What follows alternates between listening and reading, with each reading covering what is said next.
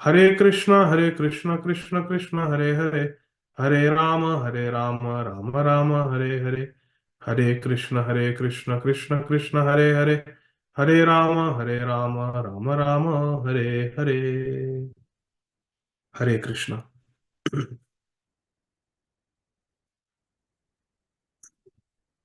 चरितं रघुनाथस्य शतकोटिप्रविस्तरम् एकैकमक्षरं पुंसां महापातकनाशनम् लोकाभिरामं रणरङ्गधीरं राजीवनेत्रं रघुवंशनाथं कारुण्यरूपं करुणाकरन्तं श्रीरामचन्द्रं शरणं प्रपद्ये मनोजवं मारुततुल्यवेगं जितेन्द्रियं बुद्धिमतां वरिष्ठं वातात्मजं वानरयूथमुख्यं श्रीरामदूतं शरणं प्रपद्ये कूजन्तं राम रामेति मधुरं मधुराक्षरम् आरुह्य कविताशाखां वन्दे वाल्मीकिकोकिलम्.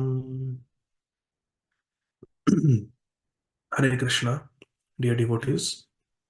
Today we will discuss about the very sweet and divine pastime of Sita and Ram getting married. Shri Sita Kalyāṇaṁ, or the Vivaha of Shri Sita and Shri Ram. This happened thousands of years ago on this very planet Earth.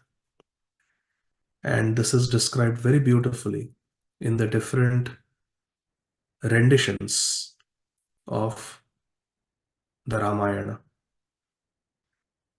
The most original and foundational description of Shri Ram Katha is Shri Valmiki Muni's Ramayana.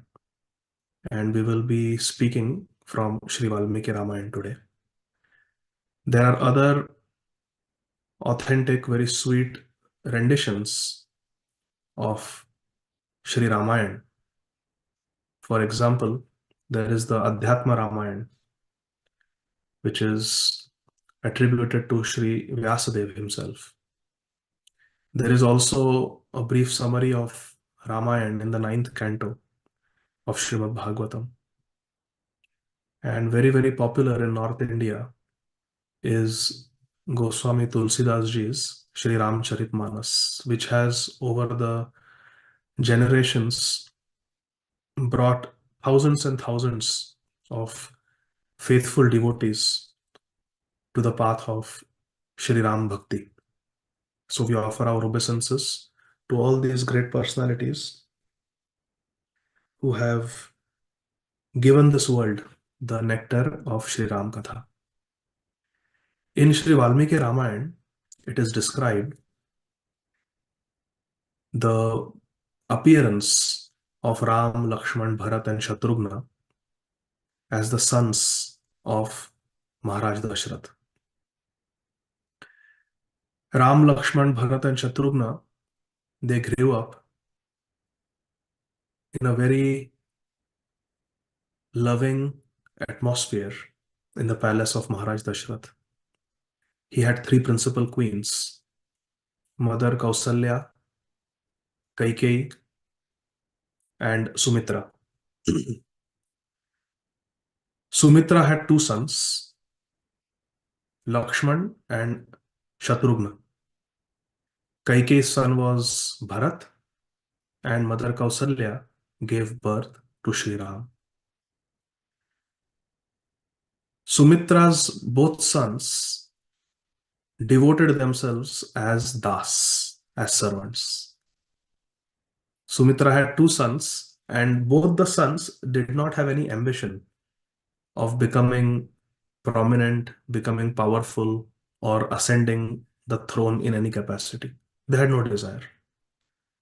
Sumitra had two sons, Lakshman and Shatrughna.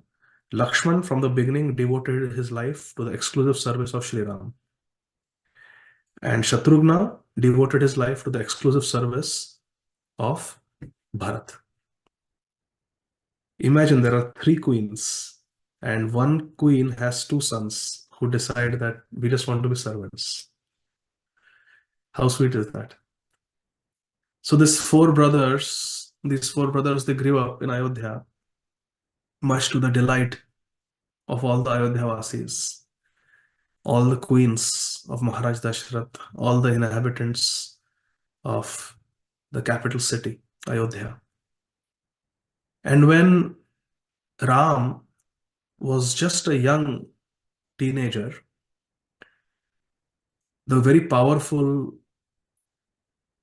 Rishi, Shri Vishwamitra Muni, came to Ayodhya. And Maharaj Dashrath and Vasishtha Muni received him with great reverence and respect. And we know Vishwamitra Muni presented to Maharaj Dashrath that there are demons who are disturbing his performance of yajna. And in Treta Yuga, where this Ram Leela is manifesting in this world, the Yuga Dharma in Treta Yuga is yajna, performing elaborate yajnas, fire sacrifices. And these demons were coming and creating many impediments in the execution of bhajan. In today's world, we can imagine if someone, as soon as we start Nam Sankirtan, if someone comes and breaks the mridanga, takes away the sound system, takes away the kartals, disrupts Sankirtan, how we will feel? Like that Vishwamitra Muni was feeling, because the Yuga Dharma was yajna, karma. So he sought help from the king, Maharaj Dashrath, and he said, "Give your son Ram to me. He is quite competent to destroy these demons." And Dashrath Maharaj said, "I will come with you. I will take my whole army with me, and we will all come. The whole army will come. But Ram is just a small boy. He's just a young prince. How can he fight with those terrible demons?" At that time, Vasishtha Muni reminded Maharaj Dashrath that actually Vishwamitra Muni is quite capable of dealing with the demons himself. With one mantra ucharan, he can kill all those demons. But he does not want to get angry. He does not want to lose his Brahmatej, his Brahminical power, by uttering curses at demons. Anyway, as a Brahmana, it is not his responsibility to fight the demons. It is your responsibility, Maharaj Dashrath. And Vishwamitra Muni is a very great sadhu, very great rishi. He knows past, present, and future by the mercy of Lord Brahma. Therefore, you should not hesitate to give him in charity whatever he's asking. For a few days, he wants to take Ram, let him take. He's quite competent to protect our Ram. So then Maharaj Dashrath gave Ram, and it went without saying that Lakshman accompanied. Because remember, Lakshman had dedicated his life to day and night serving Ram, just as Shatrughna had dedicated his life day and night to serve Bharat.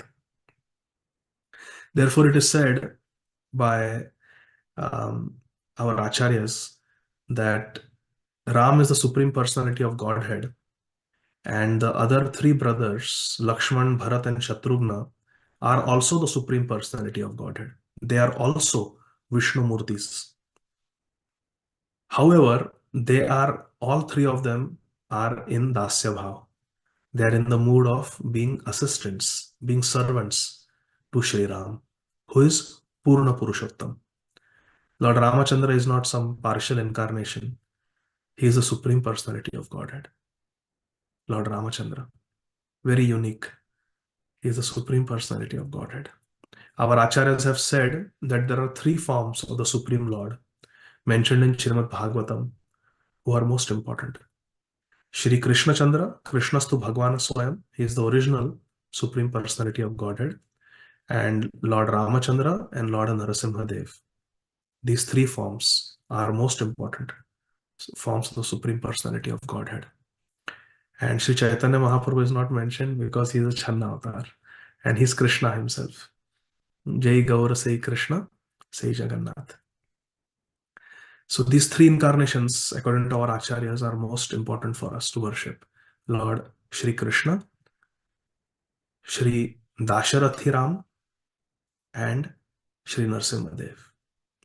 So in this way, Dasharath Maharaj gave consent and he handed over Ram along with Lakshman to Vishwamitra Muni. And our acharyas have said that these three incarnations, Lakshman, Bharat, and Shatrughna, because they are in the mood, they have the dasya bhav, they have the mood of a servant. Lakshman is most glorious because he was always 24/7 engaged in the service, direct service, personal service of Lord Ram. So Lakshman has a very exalted position. Although he is a supreme Lord, he has taken the position of being a servant of Lord Ramachandra. But our acharyas say that the position of Bharat is higher than that of Lakshman because Lakshman performed direct service to the Supreme Lord Sri Ram. However, Bharat took the position of being a servant of Ram but in Vipralambha. Lakshman always was with Ram, but to serve in separation is the higher principle. Serving when we are with the Lord is quite natural and not very difficult because when the Savior Vigraha is there, the worshipable Lord is there, then the Sevak Bhav naturally comes. It is said, out of sight is out of mind. And therefore, when one stays away from the Lord because of unavoidable circumstances, and still one is completely devoted, that is the real test of one's devotion. That is the kasauti. If we can maintain that vigor, even when there is separation. And this was the test that all of Srila Prabhupada's disciples went through. Imagine, many of them got initiated 2, 3, 5 years before Srila Prabhupada's disappearance. Think about ourselves. We had no idea of Krishna consciousness. We come from a different culture, born in some Western country. Suddenly we meet a sadhu from a different country who wears different clothes, has a completely different lifestyle, spiritual lifestyle, different accent, and we are touched by his words, by the philosophy, by his divine character, and we take initiation. We surrender to our spiritual master. And within few years, 2, 3 years, he's gone from our material vision. How do we carry on? And we are just in our 20s or 30s. And we gave up our career, we gave up our families, we became brahmacharis and joined the temple. And now suddenly the spiritual master for whom we were doing all this is gone. Hare Krishna. Never again we can sit in his Bhagavatam class. Never again we can go with him for morning walk. No new book will ever be published. Prabhupada is gone from the material vision. How do we carry on? How do these young boys and girls carry on in their 20s and 30s for the rest of their life? And to make matters worse, there were so many problems after Srila Prabhupada left. Every decade, there was a problem. There was a zonal acharya system. So many devotees left. There were litigations. So many problems came. But the devotees who stayed in the movement, devotees who remained faithful to Srila Prabhupada, devotees who went deeper and deeper in their Krishna consciousness and in their relationship with Srila Prabhupada, devotees who took greater and greater responsibilities in ISKCON, responsibilities as temple presidents, responsibilities as gurus, responsibility as GBC. Those who took responsibility, those who took shelter of the process of Krishna consciousness, those who did Vipralambha Seva, service and separation, they became most glorious, most exalted. And they continued the dhara of the parampara. They continued the disciplic succession. They became the next acharyas. And the parampara continues today. And it's going from strength to strength. ISKCON as an organization is becoming stronger and stronger, more and more mature, more and more organized. Challenges are there in the material world, and they will be there in any corporation or any spiritual organization. There will be problems, there will be challenges, because it's the material world and we have material conditionings.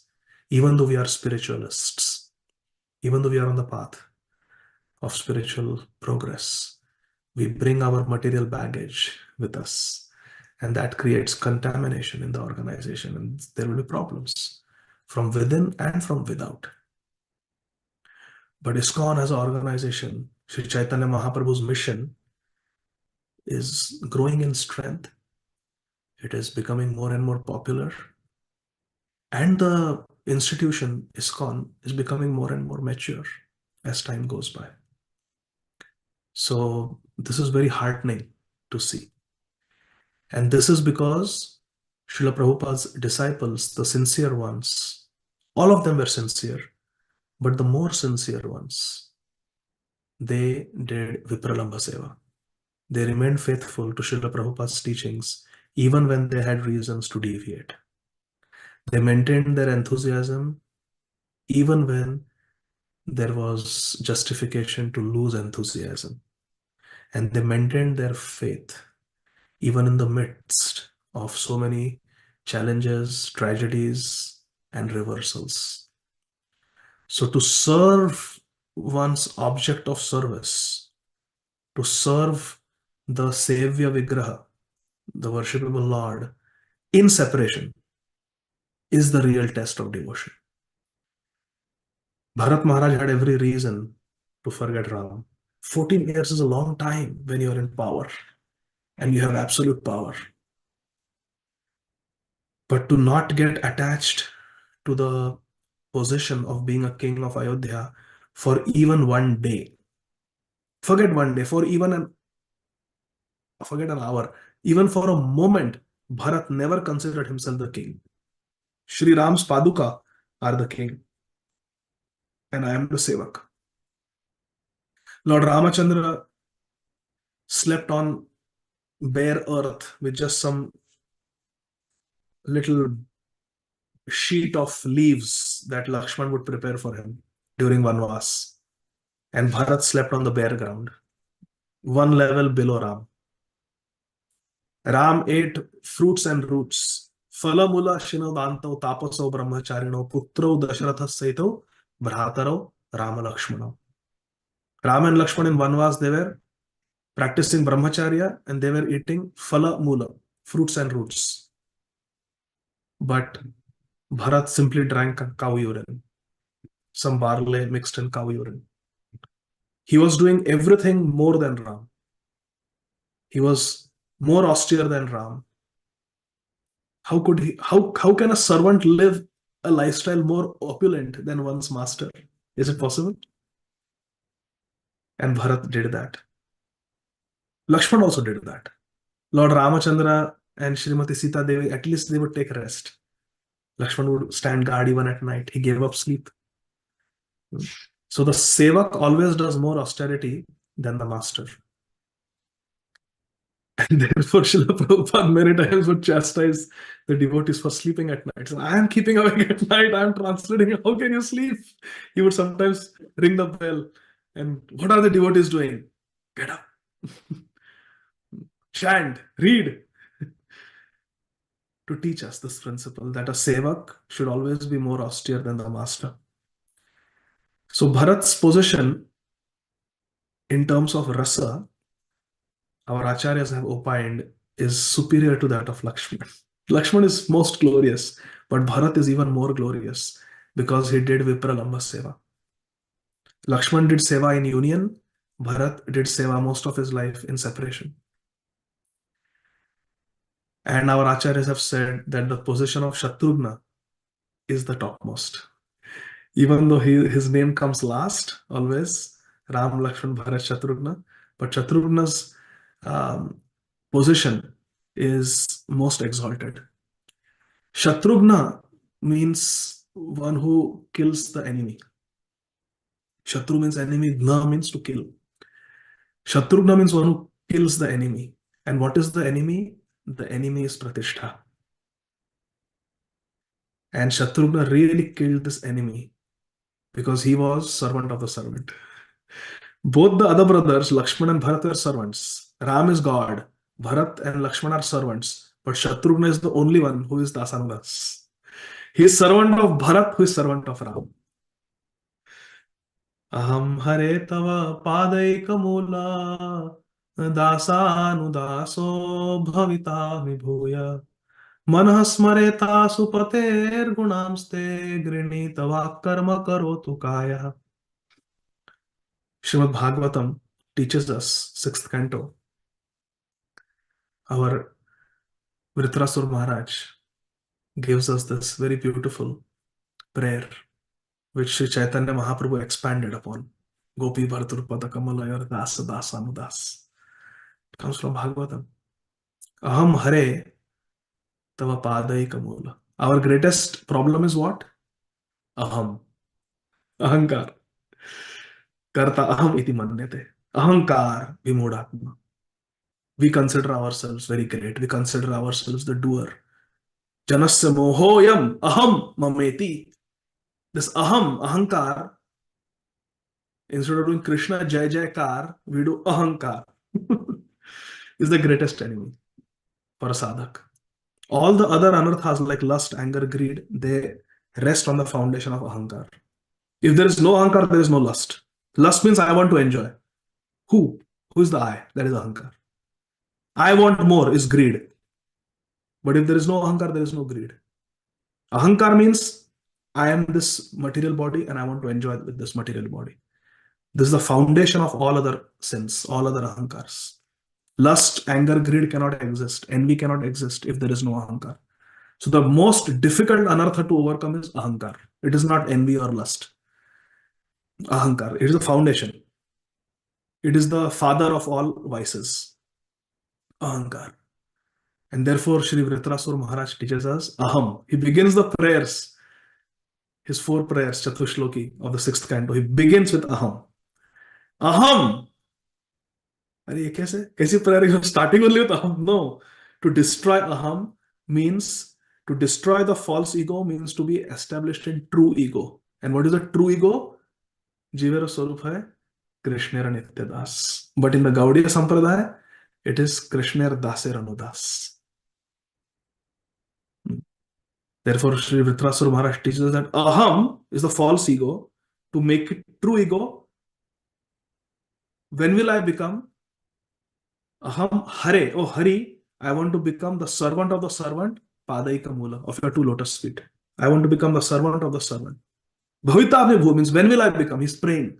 Oh Hari, when will I become the servant of your lotus feet?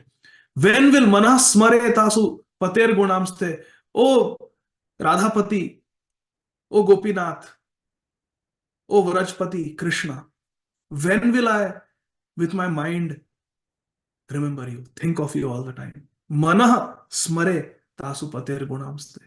And Grinita Vak, with my voice, when will I chant your names, your qualities? Grinita Vak and Karma Karotu Kaya. With my Kaya, with my body, when will I do your work? When will I serve you? In the mood of Dasanudasa.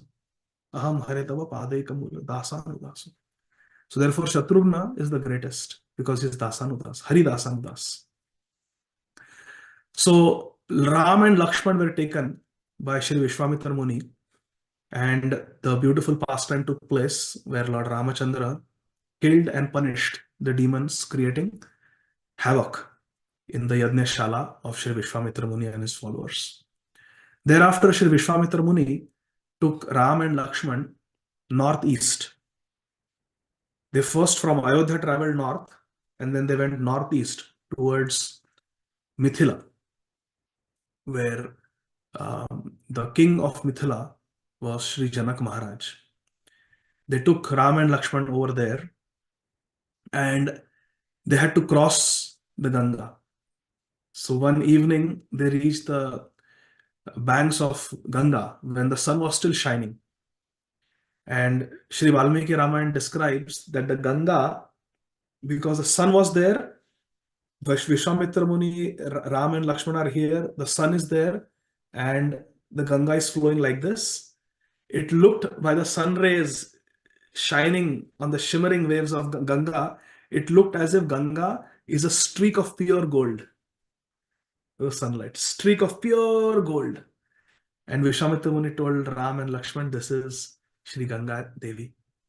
So they went, they offered their obeisances, they did achaman, and they sat down on the banks of the Ganga. By chanting mantras, they created a holy fire and they sat around the fire. Three of them, Vishwamitra Muni and his two disciples, Ram and Lakshman.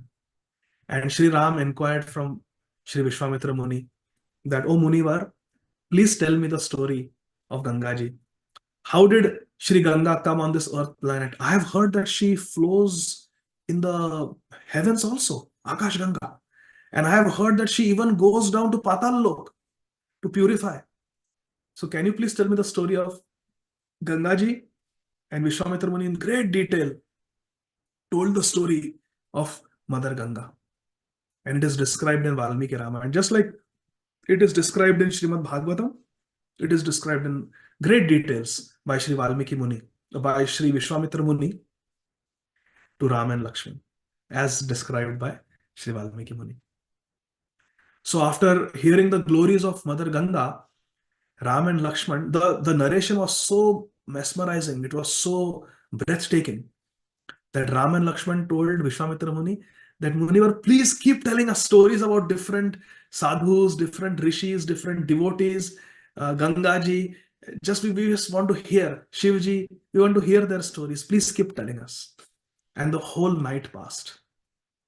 Usually in their travels, Vishwamitra Muni would sit down at the end of the day and Ram and Lakshman would inquire some spiritual questions and Vishwamitra Muni would give answers. And then Ram would request Vishwamitra Muni that you please take rest now. And Lord Ramachandra, 1 foot, Lakshman, 2nd foot. They would sit at the feet of Shri Vishwamitra Muni, massaging his lotus feet. And when Gurudev would take rest, after Gurudev was resting, then Ram and Lakshman would lie down. And they would wake up before Vishwamitra Muni every night. But this night, they kept speaking. They kept talking all night. And Vishwamitra Muni was telling so many amazing stories from the Vedas and the Puranas. In the morning, they took their bath in the Ganga. They again did their morning sacrifice, which was the Yuga Dharma. They chanted their Vedic prayers, mantras, and then they proceeded to a shallow part of the Ganga where all the sadhus, they were picking up their dhoti and crossing Gangaji. Gangaji, out of her mercy, became very shallow at one part. So Vishwamitra Muni said, let's cross over there. So Ram and Lakshman, they are young boys, they held their bows up so the bows will not get wet. And they also tied their silk dhoti little up, and then they also crossed Gangaji. All three of them, Vishwamitra Muni, Ram, Lakshman, crossed Gangaji, and they proceeded northeast towards Mithila, which is near the India-Nepal border. And as they started approaching Mithila, they noticed that the forest path on which they were walking now suddenly became paved with stones. In the forest, there are no roads. They were just walking. But they saw that now the pathway where they were walking, suddenly it was paved with stones. They understood that, oh, we are entering an urban area. Shri Valmiki Muni is such an expert storyteller. He says that the beautiful large forest trees were replaced by very nicely planned gardens. The forest animals and their sound, the forest birds and their chirping sounds were replaced by the clamor of the city noise and the playful noises of the children playing in the parks of Mithila. And one thing remained same. In the forest also, every now and then there were ashrams of rishis who chanted Vedic mantras. And Shri Valmiki Muni describes when Vishwamitra Muni, Ram and Lakshman, they entered Mithila, the sounds of recitation of Vedic mantras continued because Janak Maharaj also had so many wonderful Brahmanas who were reciting mantras. When they came, many rishis and sadhus who lived in Mithila, the capital city of Janak Maharaj's kingdom, came to greet Vishwamitra Muni because the word had reached that the great Muni is coming to Mithila. And they said, the king is eagerly waiting your arrival. Please come straight to the palace of Janak Maharaj. So the sadhus, rishis and some ministers of Janak Maharaj, they ushered Vishwamitra Muni, Ram and Lakshman to the forest, to the palace of Janak Maharaj. So suddenly from the forest, now they have come to the city of Janak Maharaj. And Janak Maharaj is standing outside the palace, eager to receive Vishwamitra Muni. And he's surprised, he's very curious to see who these two boys are with Vishwamitra Muni. And Janak Maharaj looks closely and thinks that these boys look like some gods.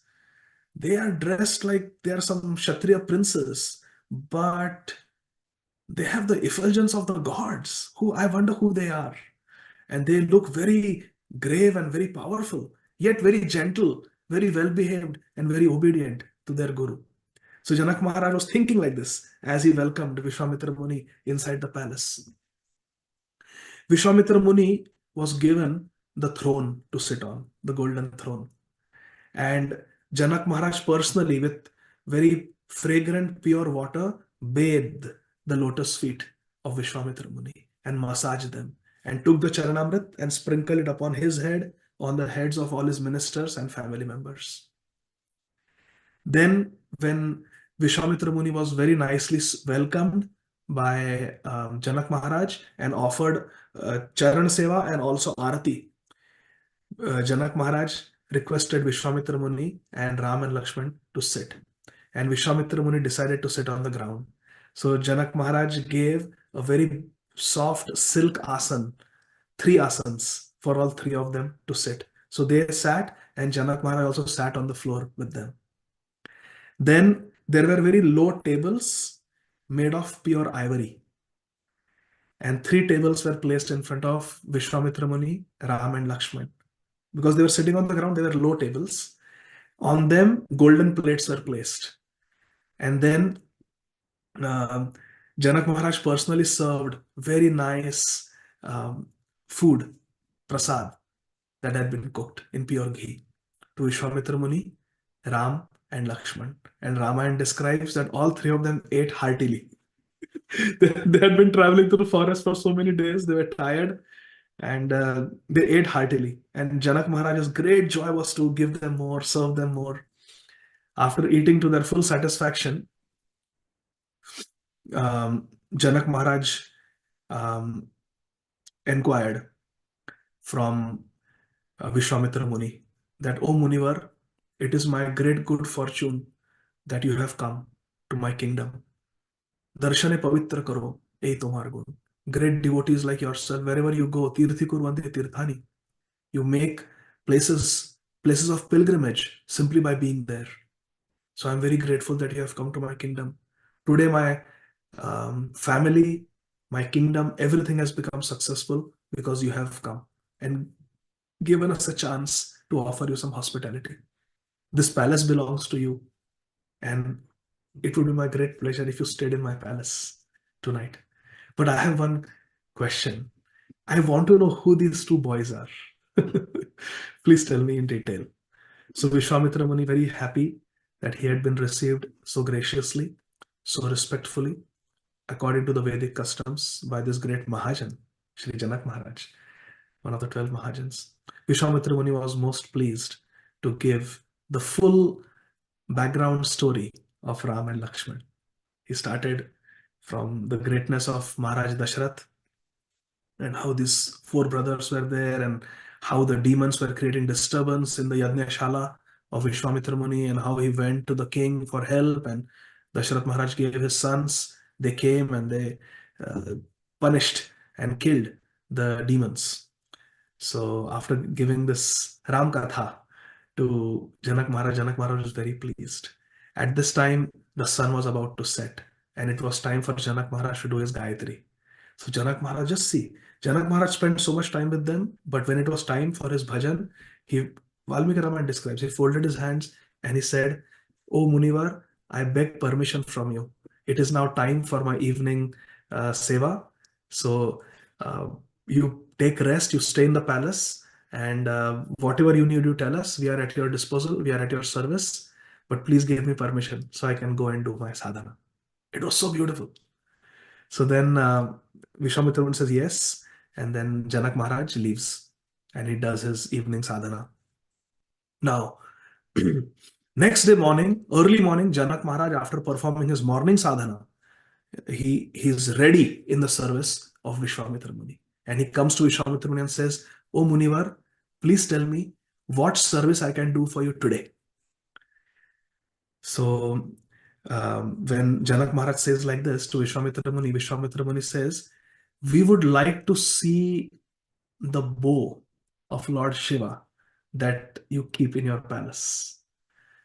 So what happened was, when Ram and Lakshman were walking into Janakpuri with Vishwamitra Muni, the citizens of Janakpuri saw Ram.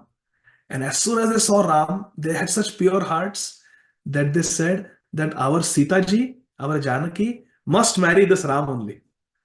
And they were praying loudly that, "Oh Ram, you be the one to lift that famous bow. Oh Ram, you be the one to string that famous bow. Oh Ram, you be the one to fulfill the criteria that Janak Maharaj has set for someone to become Sita's husband." So they had heard all this. So then Vishwamitra Muni said, "If it pleases you, Janak Maharaj, please bring that bow. I would like Ram to see that bow."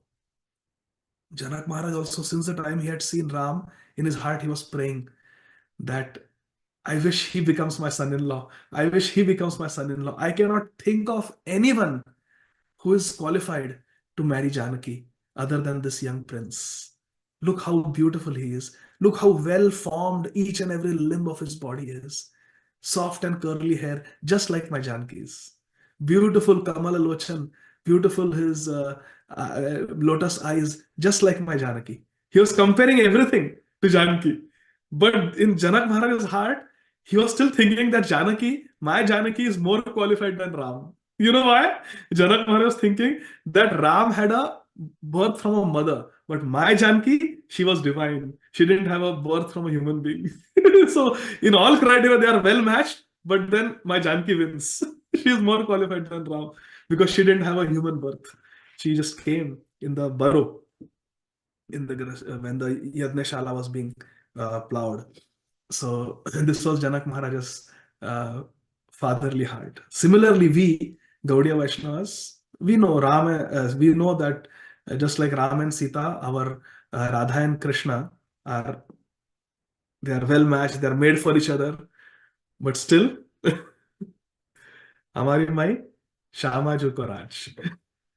Our Shama Ji is superior to Sham, and she rules. We say Radha Rani, Srimati Radha Rani. We don't say Krishna Raja. Radha Rani. She is the queen. Srimati Radha Rani, always we say. So we are always Pakshapati. Srila Bhaktivinoda Thakur says, "Ami sada Radha Pakshapati." He declares, "I am always in favor of Radha Rani." If I have to choose between Radha and Krishna, I will always go for my Radha Rani. That is the mood of the Manjaris. So similarly, Janak Maharaj also was thinking in his heart that my Sita ji is more qualified than Ram, but Ram is as good as it gets. I would have him as my son-in-law. So Janak Maharaj said, "My dear Vishwamitra Muni, I'll be most pleased to bring the bow to you so you can show it to Ram. But before that, let me tell you the history of this bow. This bow is no ordinary bow. Many millennia ago, when Prajapati Daksha was doing the yajna, there was a quarrel with Lord Shiva, and Lord Shiva was insulted. And to teach the devatas, to teach the demigods a good lesson, Shivji manifested this bow. It was specially built by Vishwakarma, this bow, and it was Lord Shiva's personal bow. Lord Shiva manifested this bow and held it high in the Yajnashala of Prajapati Daksha and declared, "With this bow, today, I will sever the heads of all the devatas who have supported Prajapati Daksha. Please come and fight with me." He challenged all the devatas. When all the devatas saw Rudra Swarup, the angry form of Lord Shiva, they realized that Lord Shiva can destroy the whole world. He is the destroyer of the whole world. Nobody, nothing can stand before him. Who are we? So they fell at his lotus feet and offered beautiful prayers to Lord Shiva. And he's Ashutosh. Very quickly, he gets satisfied. So he kept the bow side and said, okay, I forgive you. I will not kill you. He's Bhole Baba. He's very Bhola. He gets angry and then he becomes pacified also very quickly. He gets angry for our benefit because the demigods are supposed to worship Lord Shiva, supposed to respect Lord Shiva. And when they were saying, we will not give him a share in the sacrifice, Shivaji said, I will kill all of you. So they offered prayers, begged forgiveness, and Shivaji said, okay, no hard feelings. It's okay. I put my bow down. And he gave the bow to the demigods. Here, you keep the bow. Shivaji gave that bow to the demigods. You can use it to fight the demons. Now, many years later, there was an ancestor of Janak Maharaja's by the name Devarat. And he was called by the demigods to fight against the demons once when there was a fight between the demigods and the demons. And he went and he fought very bravely on the side of the demigods against the demons. And the demigods were very pleased with Devarat Maharaj.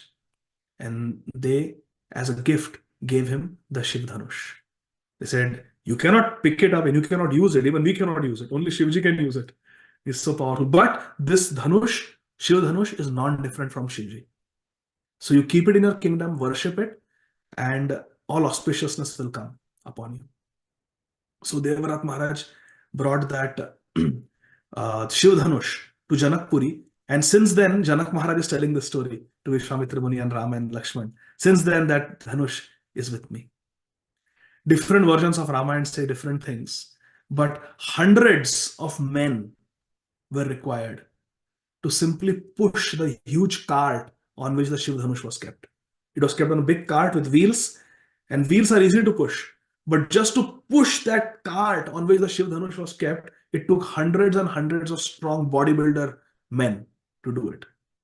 And when Janak Maharaj called for the Dhanush was brought by hundreds and hundreds of strong men pushing the cart. It was a cart made of solid iron.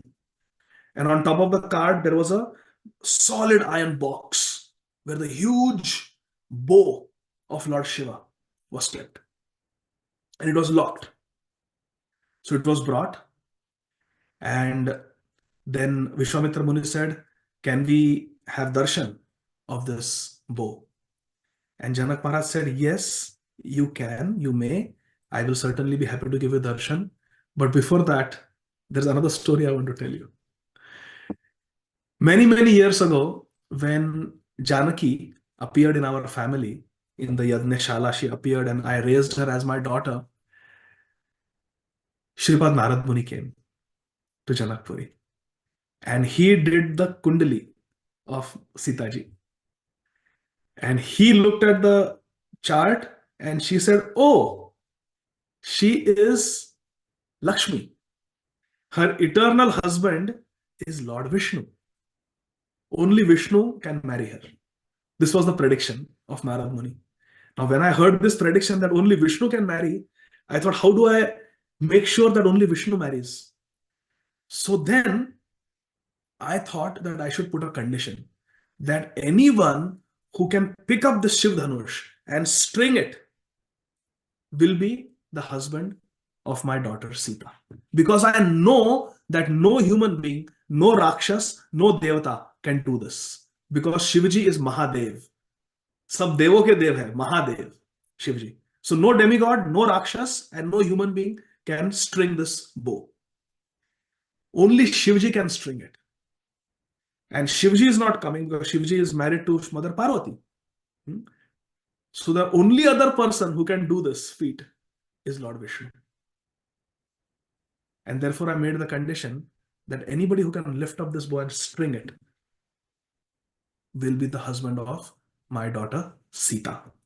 Since then, Vishwamitra Muni, many kings, many young princes, they came and they wanted to marry Sītā, attracted by her beauty and her good qualities. Although they have never seen Sītā. I have never let Sītā go out in public.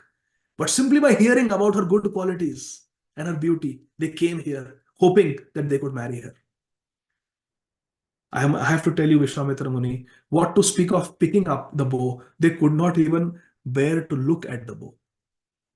This bow, I keep it in this iron box, closed, locked, because it has a glaring effulgence. And ordinary people cannot even bear to look at it. Some have been able to look at it, but they could not touch it. And those of them who have been able to touch it have not been able to move it even 1 inch, let alone lifting it and then stringing it. So my Sītā ji is still waiting for her husband to come and do this feat. I give all my blessings to Ram, Janak Maharaj is saying. I give all my blessings to Shri Ram, that may he be successful. And then he gave indication to the servants to open the lid of the iron box. A huge box it was. As they opened it, golden effulgence came from that box. Very bright, almost like a sun. Shri Ram, he folded his hands and bowed down to Janak Maharaj, folded his hands and bowed down to his guru, Shri Vishwamitra Muni. And when he looked at Vishwamitra Muni indicated that yes, go ahead. So then Ram, he bowed down to the arrow of Lord Shiva. He circumambulated the Shiva Dhanush. After circumambulating, he looked at the bow. It was such a beautiful bow. Valmiki Muni describes it was a bow made of very pure horn. You know, horn. We don't know where the horn, maybe Nandi's horn. We don't know. It was made of pure horn. And it had carvings of different pastimes of the Devatas. Like Indradev killing Vritrasur. You know, all those, they were engraved. Beautiful, beautiful leelas were engraved throughout the bow. The bow was studded with innumerable precious gems like pearls and diamonds. And it had many beautiful small golden and silver bells on that bow also. And it was very, very effulgent. And it came with a very powerful string, which was supposed to be tied to the bow, but it was not. The right person was supposed to tie. So Lord Ramachandra, he tied the string to one end of the bow. With his left hand, he held the center, the very center of the bow. And very easily and very quickly, he picked it up, the bow. And then in his right hand, he held the other end of the string. And then he grabbed the top part of the bow and bent it down and strung it. He tied the bow. And then again he held the bow in the center and picked it up. And then he looked at Vishwamitra Muni and said, can I test it by pulling the string? So till now, what Lord Ramachandra did was equal to Lord Shiva, because Shivji could string the bow and Lord Ram also strung the bow. But Vishnu is greater than Shiva. And Shivji feels great happiness when he hears this. Aradhananam sarvesham Vishnu aradhana param. Vaishnavanam yatha shambhu. So Lord Ramachandra is holding the bow. Vishwamitra Muni gives permission that yes, you can twang it. So Lord Ramachandra holds the string of the bow and pulls it in a semicircle. And right in the middle where Ram had held the bow breaks. Now by doing this, Lord Ramachandra surpassed Lord Shiva. Lifting up the bow and stringing it is equal to Shiva.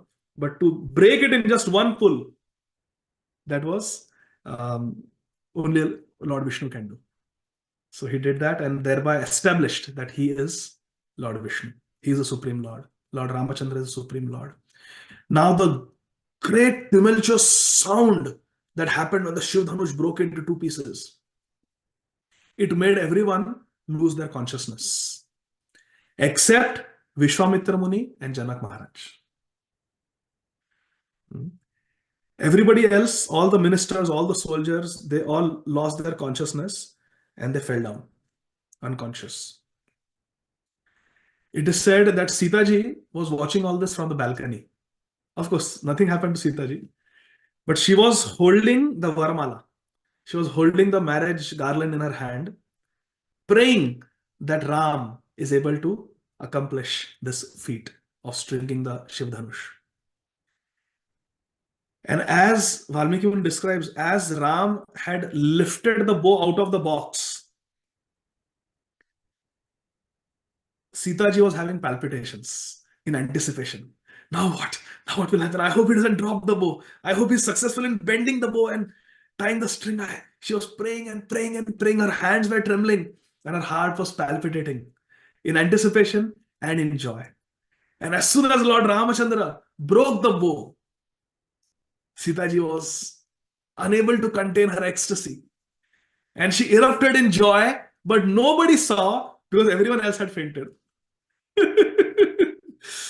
And Lord Ramachandra, very respectfully, he placed the bow back in the box and offered his obeisances again.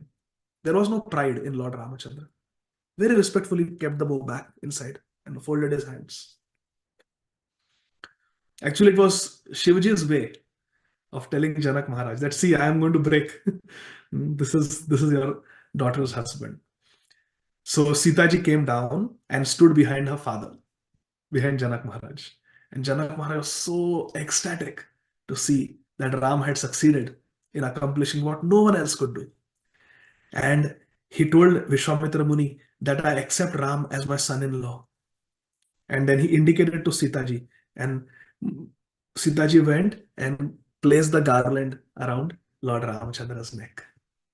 And then again stepped back and went behind her father. Because still now the Vivaha has not happened. No? So then Janak Maharaj said that I want this marriage ceremony to happen as soon as possible. And he told his ministers that immediately go to Ayodhya and bring Dashrath Maharaj here. And my brother Kushadhwaja, he also has two daughters. I have two daughters, Sita and Urmila. And my brother Kushadhwaja, he also has two daughters, Mandavi and Shrutakirti. So go and bring Dashrath Maharaj, Bharat and Shatrughna also. Because it is my desire, O Vishwamitra Muni, that I want to hand over Urmila to Lakshman, Mandavi to Bharat, and Shrutakirti to Shatrughna. So let's get my four daughters and Dashrath Maharaj's four sons married as soon as possible. So the ministers left, and it is described in 3 days. They reached from Janakpur to Ayodhya. And Vasishtha Muni, Dashrath Maharaj, and Bharat, Shatrughna, all the principal ministers and residents of Ayodhya, all the important people, they made a big group, and within a few days they left from Ayodhya to come to Janakpur. Till then, Sita and Ram are in Janakpur waiting for their marriage. You can only imagine how much their anticipation must have been. The marriage is fixed, but they are not married yet. And they are eternal husband and wife. So they are waiting, and then Dashrath Maharaj comes. And because it's such a big group, it took 7 days for Dashrath Maharaj to come. The ministers took 3 days, Valmiki Ramayana describes, but Janak Maharaj took 7 days because it was a big procession. So they all came to Janakpur, and our Janak Maharaj had prepared residential quarters for everyone, and a grand reception was arranged for Dashrath Maharaj. And then Dashrath Maharaj and Janak Maharaj sat together along with Vasishtha Muni and Vishwamitra Muni, and they spoke about the marriage, that it has been decided, and all the 4 brothers and all the 4 sisters, we will get them married. And then they described their Vanshavali. Janak Maharaj narrated his own lineage, and Vasishtha Muni described the lineage of Dashrath Maharaj. Because marriage is not just the union of a man and a woman. Marriage is the union of 2 families. It is 2 families. So the marriage of Sita and Ram was really the most perfect marriage. And then the marriage date was fixed, and Vasishtha Muni himself presided over the marriage ceremony. It is described that a big hall was erected made of pure white marble, and the pillars were made of solid gold. All the paraphernalia for the yajna were made of pure gold. And a single fire was created for the marriage. There are 4 marriages, but only one fire was created. One yajna was created. Hmm? And Sita and Ram, Lakshman and Urmila, Bharat and Mandavi, and Shatrughna and Shrutakirti. They circumambulated the fire together. All the 4 couples, they circumambulated the fire yajna together. And they did it 3 times. 3 times. Valmiki Ramayana describes. 3 times they did, and they exchanged their garlands. The Pani Grahan Samskar was conducted in this way. Our Valmiki Ramayana describes. I wanted to read one particular verse from Valmiki Ramayana, which was spoken by Janak Maharaj. This is Sri Valmiki Ramayana, Canto 1, which is the Balakhanda, chapter 73, Sarga 73, and this is text 33. Iyam Sītā mama Sūtā saha dharma charitava pratichha chainam bhadram te panim grinishva panina. Janak Maharaj said, after bringing Sita ji in front of the sacred fire facing Raghupati, while doing the Kanya Dan, Janak Maharaj spoke this verse. Iyam Sītā mama Sūtā saha dharma charitava pratichha chainam bhadram te panim grinishva panina. Janak Maharaj said, here is Sita. Here is Sita. Iyam Sita. Here is Sita, my daughter. Mama Sūtā. Accept her as your dharma patni. Saha dharmachari tava. Janak Maharaj is telling Ram that accept her as your dharma patni.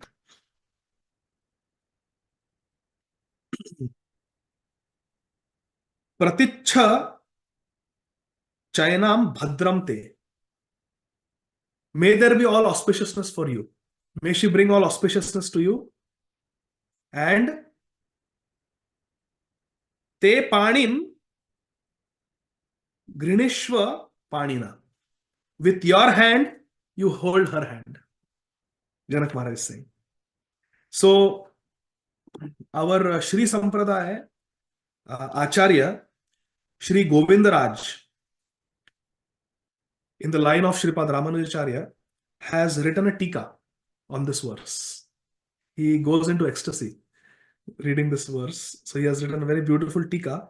I would like to read a few points from that commentary of Shri Govindaraj of the Shri Sampradaya on this particular verse. Very important verse.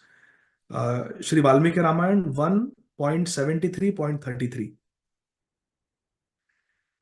In this verse, our Janak Maharaj points out that my daughter Sita, Mama Sūtā, is worthy of being accepting in terms of her beauty, her noble birth, and so on. So please accept her. This is the straight meaning. Now, here Sri Govindaraj Maharaj, he points out that Iyam Sita. Here is Sita. By saying this, Janak Maharaj is drawing Shri Ram's attention that look at Sita. Here is Sita. She is so young, she is so beautiful, and she is so chaste, and she has got so many wonderful qualities. She is Sarva Guna Sampanna, my daughter. Iyam Sita. Here she is. So then, if Ram says, so Shri Govindaraj has given a conversation between Ram and Janak Maharaj here. So Janak Maharaj says, Iyam Sita. Here is Sita, the abode of all good qualities.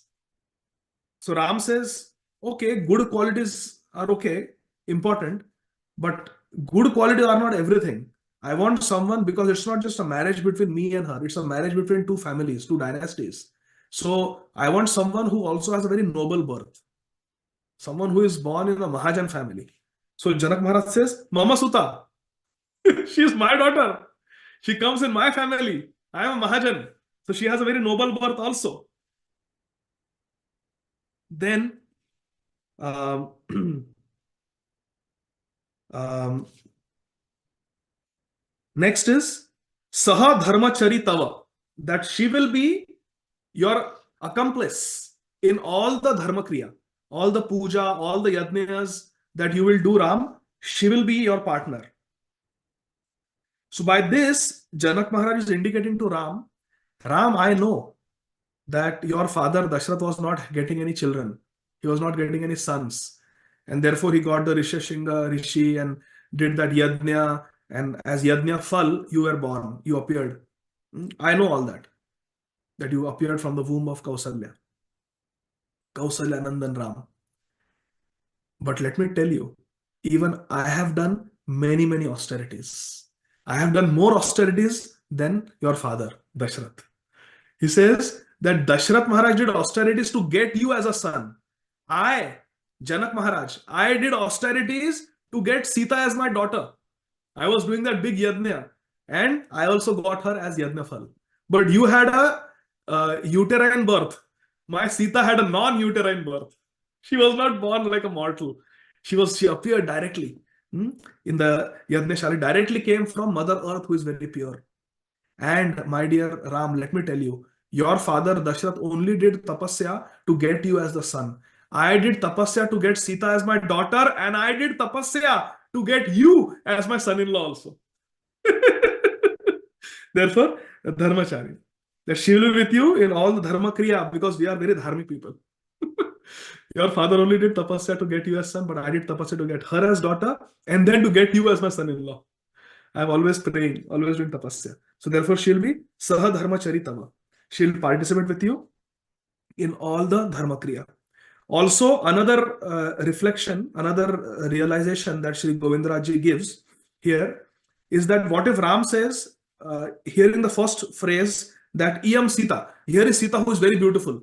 Ram will say that no, I just don't want someone who is very beautiful. What will I do with a beautiful wife? That is sense gratification. I want a wife who will participate with me in all the Dharma Kriya. So therefore, immediately, Janak Maharaj says, Saha Dharma Charitava. Yes, she will, don't worry. She will participate in everything, all the Dharma Kriyas with you. She'll be with you not just in material enjoyment, but also in spiritual practices. She'll be your constant companion. Saha Dharmachari.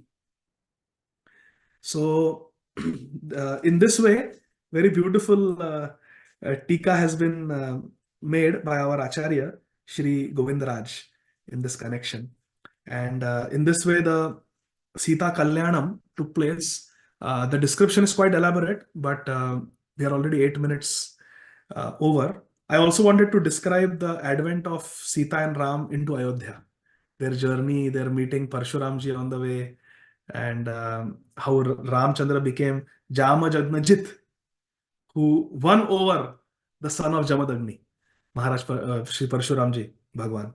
So, but we don't have time, so I will stop here. But in this way, they got married after staying for a few more days in Janakpuri. Then, with a big procession, Dashrath Maharaj, at the head, he took all his 4 sons with their newly wedded 4 wives to Ayodhya, their home, their new home. And as soon as the Vivaha took place, Sitaram Vivaha took place, our Vishwamitra Muni, he immediately got up and left for the Himalayas. He went to the Himalayas. He didn't stay for any sense gratification. He came to assist in the Leela. He came to bring Sitaram together. He had done that and he left. Also, before he left, Shatadhana was one of the priests in the palace of Sri Janak Maharaj.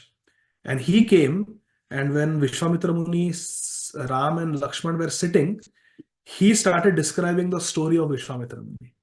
Because Vishwamitra Muni had narrated so many stories to Ram and Lakshman in their travels. But no one had narrated the story, the history of Vishwamitra Muni to Ram and Lakshman. So that was done by the priest of Janak Maharaj, Shatadham. He described the entire history of Sri Vishwamitra Muni and said that actually I am also a student of Vishwamitra Muni. I have stayed in his ashram long ago. So for thousands of years he did tapasya, and he's a very great rishi.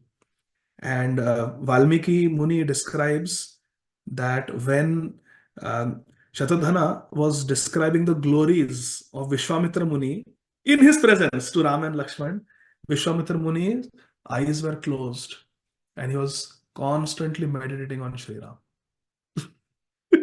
So that is what we should do. If sometimes it is unavoidable, some devotees glorifying us, some devotees appreciating and praising us in order to encourage us, then we should simply think of our Ishtadev, our Gurudev, and offer everything to him. Valmiki Ramayana describes Vishwamitra Muni sat with eyes closed, uninterrupted meditation on the Supreme Lord as his story was being narrated to Ram and Lakshman. So I found that extremely sweet. Also, there was something very sweet in Parshuram Leela also. We are not describing the whole Leela, but one point I don't want to end the class without mentioning this point. We know how Lord Ramachandra, he took away the bow from Parshuram. Parshuram came when he heard the breaking of the bow of Shivji. His meditation on Mahendra mountain broke and he came in anger. So he, in his one hand, right hand, he was holding the axe, Parasha. In his left hand, he was holding Vishnu Dhanush. And on his back, he had the quiver of divine arrows. So he came, stopped the procession of Dashrath Maharaj on their way to Ayodhya. And he said, Ram, in my meditation, I came to know that you broke the Shiva Dhanush. How can I tolerate this? You Kshatriyas, you will never improve. 21 times I have annihilated you all. But you have the audacity to break Mahadev's Dhanush, being a human being, Kshatriya? Okay. You like to break arrows. You like to break bows. Here, I got a bow for you. This is Vishnu Dhanush. It is stronger and more powerful than the Shiv Dhanush that you broke. That Shiv Dhanush was kept in that box for many centuries. Maybe it had become weak. But this is Vishnu Dhanush. This was also built by the same person who built the Shiv Dhanush, Vishwakarma. This bow also is made by Vishwakarma. And it has been used by Lord Vishnu himself. So I want you to string this bow and show me. If you are able to string this bow, Ram, then this Ram and this Ram will fight. But before I accept you as a fighter to contest, duel against me, I want to see your power. You string this Vishnu Dhanush first. Then we will fight. Lord Ramchandra said, when I used to play in the lap of my mother, Kausalya, she used to tell me your stories. I've heard your stories. Ram is so charming. He's telling Parshuram, as a child, I grew up hearing your glories, your stories. So I'm very happy to meet you today, O great sage, son of Jamadagni. If it is your desire that I should string this bow, then here, give it to me. And Ram took that Vishnu Dhanush, strung it, took a celestial arrow from Parshuram, from his quiver, put it on the bow and pulled it all the way in a semicircle. And then told Parshuram, Parshuram, I have put this arrow on this Vishnu Dhanush, on this bow. Tell me where I should release it. Because you are my elder, I dare not point it at you. But tell me where I should release this arrow now. You wanted to string. I strung it, I put the arrow and I pulled it all the way. Tell me where I should release it. At that point, Parshuramji understood that this is my Supreme Lord. I am just a Shakti Avesh avatar. But the Shakti is coming from him. He's Shaktiman. He is my Lord. And Parshuram offers beautiful prayers to Lord Ramachandra. And he offers obeisances. But Lord Ramachandra is such a darling. Lord Ramachandra is so sweet, so sushil, that Lord Ramachandra did not let anyone see this drishya where Bhagwan Parshuram is offering him obeisances.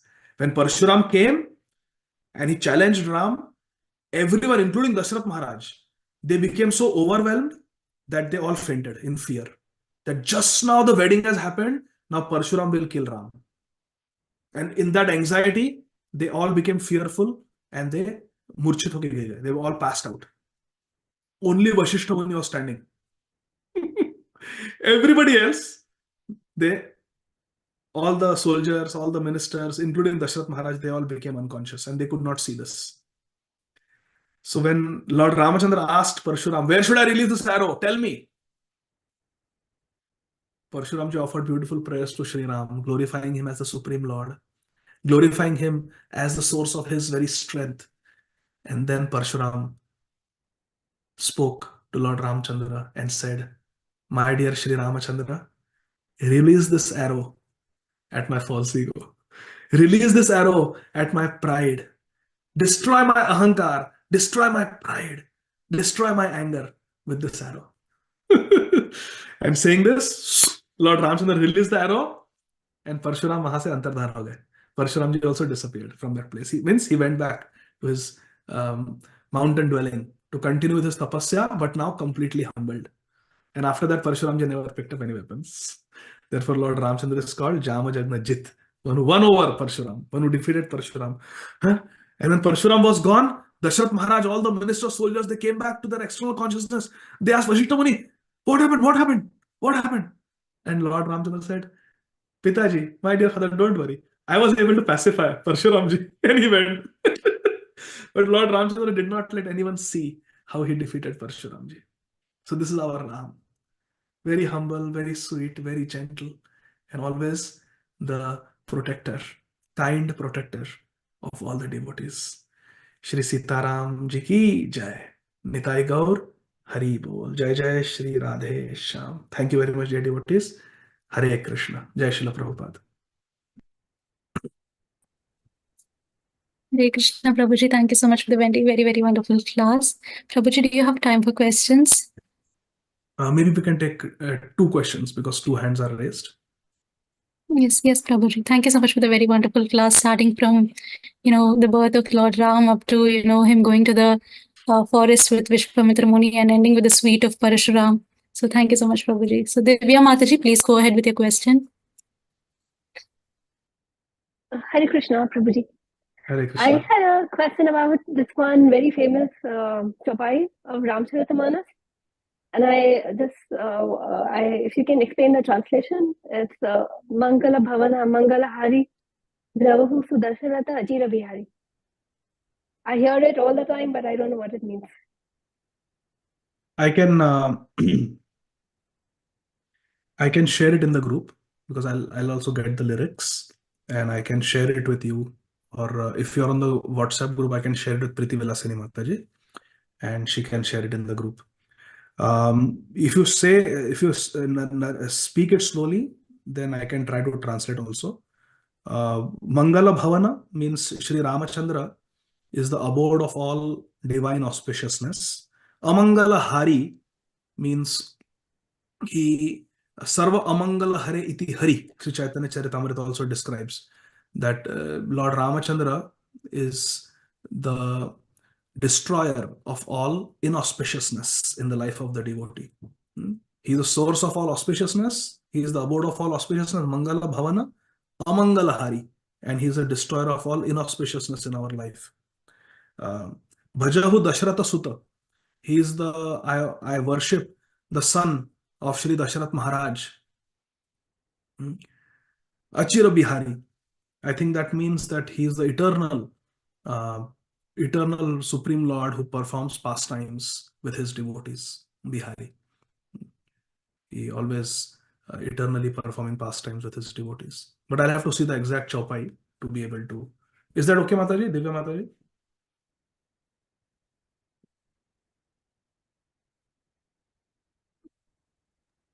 It's actually Dravahu Sudasharata. Bhajahu? Ajira Bihari. Dravahu Sudasharata. I'll have to see. I'm also not very expert in this Avadhi, the language of Ayodhya. I'll have to see the exact words. So even I don't know. But if you give the exact words, then I can share the translation from authentic source. Okay. And there's just one more question if if that's okay. I had a question on the character of Dashrath Maharaj.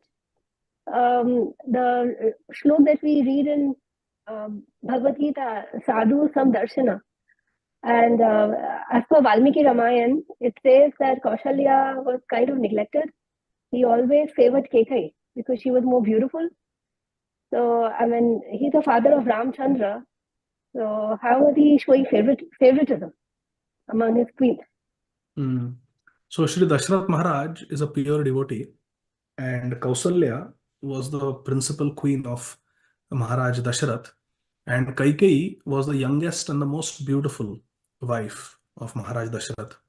And it is said that Maharaj Dashrath gave special attention to Shri Kaikeyi. And this is because the Rama Leela or Krishna Leela or Gaura Leela, they are the wonderful pastimes of the Supreme Lord. Leela, Janma Karma Chame Divyam, Evam Yuvit Tatvatah. They are the supreme pastimes of the Supreme Lord. At the same time, they are very relatable to us, conditioned souls, and therefore they contain examples which are very instructive to us in our day-to-day life.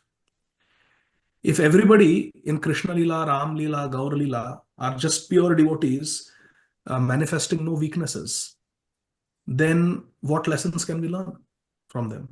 Everything is perfect. Everything is, everyone is a pure devotee. Everyone is perfect. There are no mistakes. So there are no practical lessons for us to learn.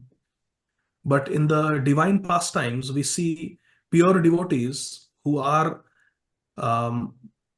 definitely the personification of Vidya Vinaya Sampanne, Brahmane Gavihastini, Shunichaiva Swakachaiva, Pandita Samadarshina. Dashrath Maharaj is certainly the personification of this Samadarshina. He is Samadarshi. But in this Leela, he shows the weakness of favoring one wife over another for some mundane qualities like physical beauty and youth, to teach us the pitfalls of lust, to teach us the pitfalls of bigotry, to teach us the pitfall of nepotism, to teach us the pitfall of favoritism and getting attracted by superficial, mundane qualities which are temporary and have nothing to do with Paramartha. To teach us this lesson, Dashrath Maharaj showed that weakness, even though he does not have that weakness. To show the problem of hunting, Dashrath Maharaj manifested the pastime by killing accidentally Shravan Kumar. So these characters, they teach us, even though they don't have that weakness, they manifest that weakness in the Leela as actors in Krishna's script to teach us lessons. Why Srila Sanatana Goswami will contemplate suicide? Why Shri Murari Gupta will contemplate suicide?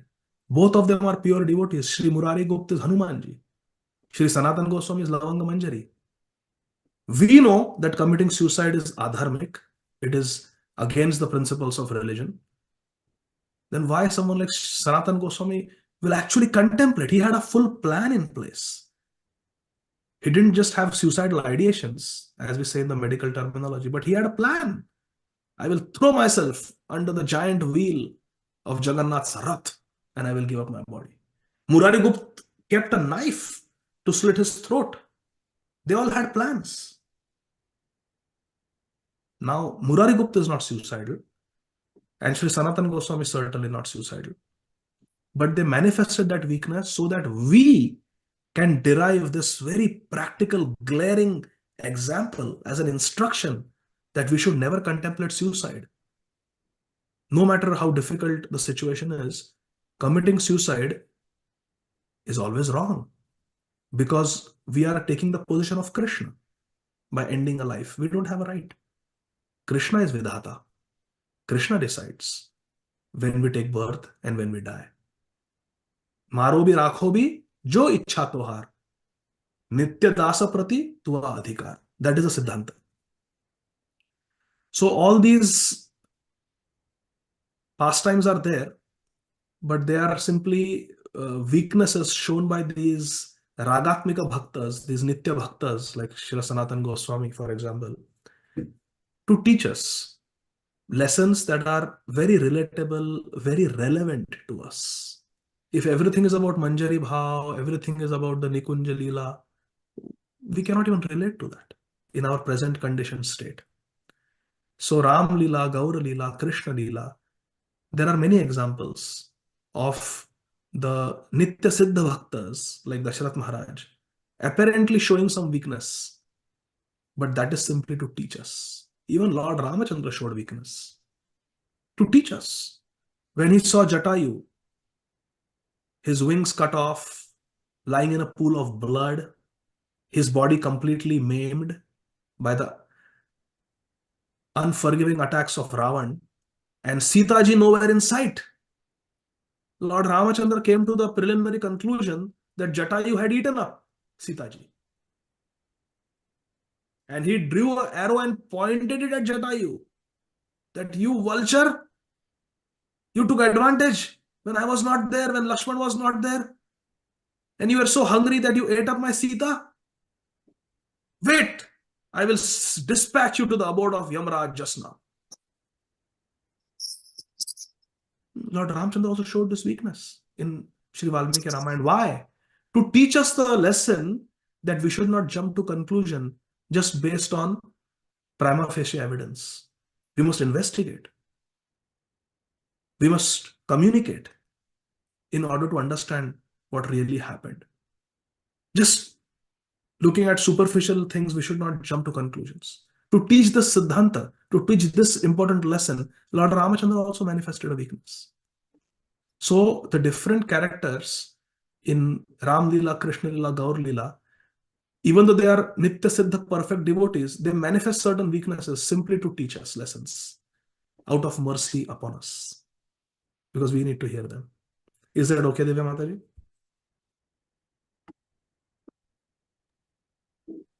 Hare Krishna. Hare Krishna. Hare Krishna, Prabhu, please go ahead with your question. Hare Krishna, Ādi Gadādhara Prabhu. It Hare was Krishna. so fantastic, Prabhu. You showed as if the whole Ramayana in front of our eyes. The whole thing, the feeling you had, the way you expressed, the self-realized class. So I could see the whole Ramayana running in front of my eyes, Prabhu. So I have got one question, Prabhu. Today morning I was hearing this Ramayana from another devotee, and he said that, she said that actually we always think that Kaikeyi was, brainwashed by mantra and all, but actually Ramchandra went to Kaikeyi and he requested that, Mate, do you really love me? She said, yes, I love you. Will you do whatever I say? Yes, I will do anything for you. But I will tell you something which will bring you down. You will become so bad in front of everybody. I don't care. I want you. You are more than Bharat for me. Then Lord Ramchandra has told the whole thing what is to be done. That was followed and the whole thing happened. So I wanted to confirm. Have you also heard about this?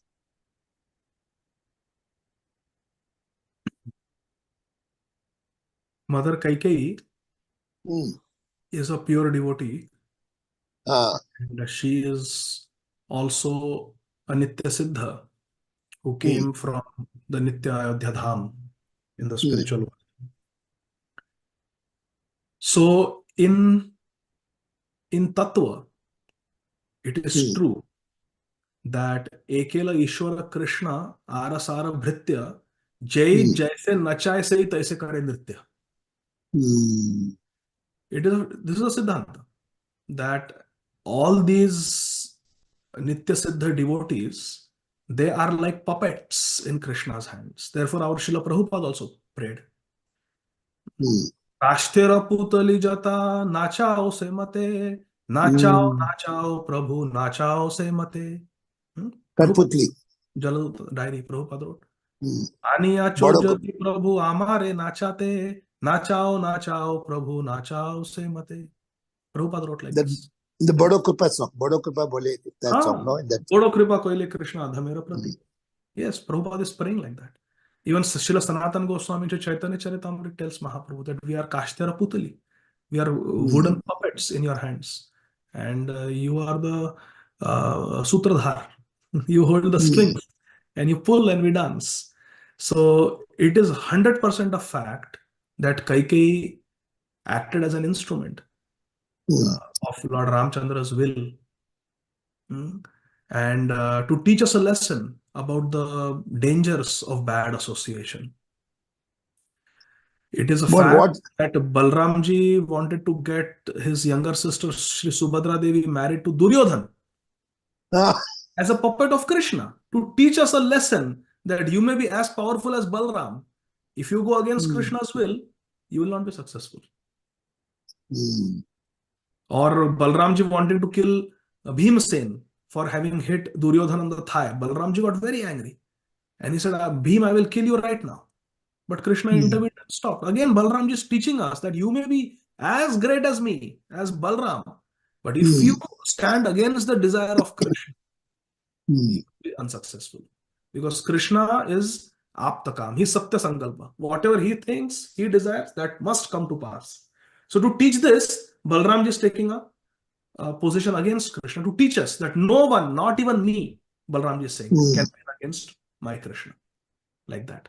So it is a fact that in Tattva, it is a fact that Mother Kaikeyi was a puppet in the hands of Lord Ramachandra. And to manifest this beautiful pastime of Krishna going for Vanvas, she was induced by Lord Rama to act like that.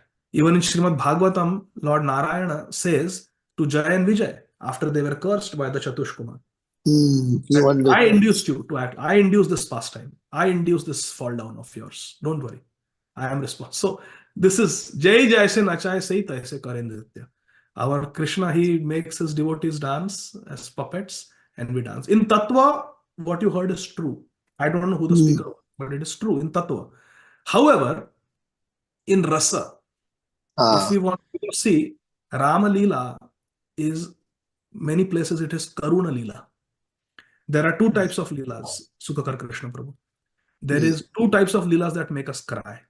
And Srila Gaur Govind Maharaj said, we have to cry for Krishna. Rurudu Suswaram Rajan, Krishna Darshana Lalasa. We have to cry for Krishna. Nayanam Galada Shrudharaya. Mahaprabhu is teaching us, we have to cry for Krishna. Crying for Krishna, we have to meditate on two types of pastimes. One is Viraha Leela and one is Karuna Leela. In Viraha Leela, there is Vipralambha, there is separation, there is Viyog, there is Viraha, but there is Asha, there is hope of Punarmilan, of reunion. There is hope of reunion in Viraha Leela. For example, Krishna leaving Vrindavan. He promised, I will come Parso. I will come day after tomorrow. So he took 100 years to come back. He came back after killing Dantavakra. But he did come back. And they also met in Kurukshetra after many decades. So Viraha means there is separation, but there is hope of Punarmilan. There is hope of reunion. That is Viraha. But then there is Karuna Leela, where there is separation, there is Viraha, but there is no hope of reunion. And both the pastimes make us cry. Viraha Leela makes us cry, and Karuna Leela makes us cry also. Now, if we want to relish Shri Ramayana, and we want to relish the different rasas, there is the Milan ras, there is the Viraha ras, there is the Karuna ras, there is a Hasya ras, there is a Virya ras. If we want to relish the rasa of the Leela, so in Ramayana, Ram going for 14 years for Vanvas, that is Viraha Leela. That is Viraha Leela. Because Kaikeyi, Kausalya, everybody is crying now. But there is a hope that after 14 years, Ram will come. Bharat is crying. Shatrughna is crying. Sumitra is crying. Kausalya, Kaikeyi, they are crying. They are experiencing what is called as Viraha Leela. But Dashrath Maharaj, the Viraha Leela became so strong that Ram, Ram, Ram, Ram, Ram, he was chanting Ram Nam and he gave up his body. Could not bear the pain that I am responsible for banishing Ram for 14 years into the forest. Sītā, Lakshman, I am responsible. He gave up his body. When Bharat came to Chitrakoot and gave this tragic news to Ramachandra that Pitaji Padhar gaye, our father has passed away. What Ramachandra experienced, that is Karuna Leela. Hare Krishna. That is Karuna Leela. Now I will never meet my father again. I will never meet my father again. When we read from Sri Lochandas Thakur, Sri Chaitanya Mangal, Vishnu Priyar Vilap chapter, where the final night, Makar Sankranti night, the night before Makar Sankranti, where Sri Chaitanya Mahaprabhu, Sri Gauranga Mahaprabhu leaves Srimati Shachi Mata and Sri Vishnu Priya Devi. So, And yes. Vishnu Priyar Vilap, that is Karuna Leela. Because Amen. Vishnu Priya will never get to see Mahaprabhu ever again. Final darshan. So if this, from the point of view of this Karuna Leela, from the point of view of Viraha Leela, we don't think that Ram told Kaikeyi to act like that. Then there is no crime. You see? Then there is no crime. We don't feel that. So from Tattva point of view, correct what you heard. But if you want to do Leela Aswadan, you want to taste the Karuna We Leela, should not try, then no. She vanished. She was overcome by bad association. She did this. She broke the heart of Ram. She broke the heart of Kausalya. She broke Dasharath Maharaj's heart. If we want to experience this rasa, then we think like this, that Ram told her to act like that. You see? So Leela has Tattva and Rasa. From Tattva Vichar, correct what you said. Because Kaikeyi asked, why are you asking like this? Rama is telling, nobody will leave me from this place because everybody loves me. Only by this, only I have to go and Ravana is there. The whole purpose is to do all those things. I have to kill so many asuras. So that's why I'm begging you. She said, I'm ready for you, my dear son. I will do anything for you. So anyway, what he said is correct. Then we won't be able to Leela, we cannot enjoy the Leela. So we should Therefore, not. Valmiki Muni, our Acharya have said that Sri Valmiki Ramayana is Karuna Leela in many places. Jatayu said, that is Karuna Leela. Ramchandra saying, I will never see Jatayu Rama ever again. This is Karuna Leela. So in Ramayana, in many places, there is Karuna Leela. So if we want to experience that, then we cannot do this Tattva Vichar. So therefore, Sri Valmiki Muni, in the most authentic presentation of Ramayana, does not mention all these things. This may be reflection. Yeah. But I find Ramayana everybody sacrifice, no? Lakshmana sacrifice for Rama. Shatrughna sacrifice for Bharata. Everybody doing some sacrifice for each other. The whole Ramayana, I find everybody is doing something. They left everything for other person. Urmila sacrifice for Lakshmana to go and be with his brother, like that. So many things. I can see that a newly married wife will never like to leave her husband to go. She said, you go, you be with your brother. So, Sumitra also was telling you go. Otherwise, Lakshmana was afraid whether the mother will leave or not. But she said, you go. Before Lakshmana told, she told. I find Ramayana is so wonderful, Prabhu. We want to hear more from you, Prabhu. So nice, wonderful, Prabhu. Thank you very much. Krishna प्रभु, आपने बहुत सुख दिया हमें आपके वाणी से. प्रभु, हरे कृष्ण. हमें सर्वत दासानुदास. Hare Krishna. Thank you so much, Prabhuji. Prabhuji, do you have time? We have 2 more hands raised. Okay, we'll take Parima Mataji and my Nadia Chandra Prabhu I'm seeing after such a long time. Hari Bol. So yes, we can take both these questions. Okay, thank you so much, Prabhuji. Parima Mataji, please go ahead. Krishna Prabhuji, thank you so much for this wonderful class. Prabhuji, I had also heard one story about Mata Sītā, that she could basically lift the bow. Once she had playfully lifted that Shiva Dhanush. And that is also one of the reasons why Dasharath Maharaj decided that the person who can lift this and break this can only marry Sītā. Is this a true story, Prabhuji? So in Valmiki Ramayana, this is not mentioned, but in the commentary to Valmiki Ramayana, in certain renditions of Ramayana, a story is mentioned, not exactly what you said, but this Shiva Dhanush was kept and worshipped in the palace of Sri Janak Maharaj for many generations, and no one was allowed to touch it because it's holy. Just like nobody can just go on the altar and touch Thakurji. We have to observe some etiquette. So it is mentioned that once some sadhus had come and they were conversing with Janak Maharaj, and Janak Maharaj was extolling the glories of this Shiva Dhanush. And Srimati Sītā ji was a young girl at that time, and she was playing with her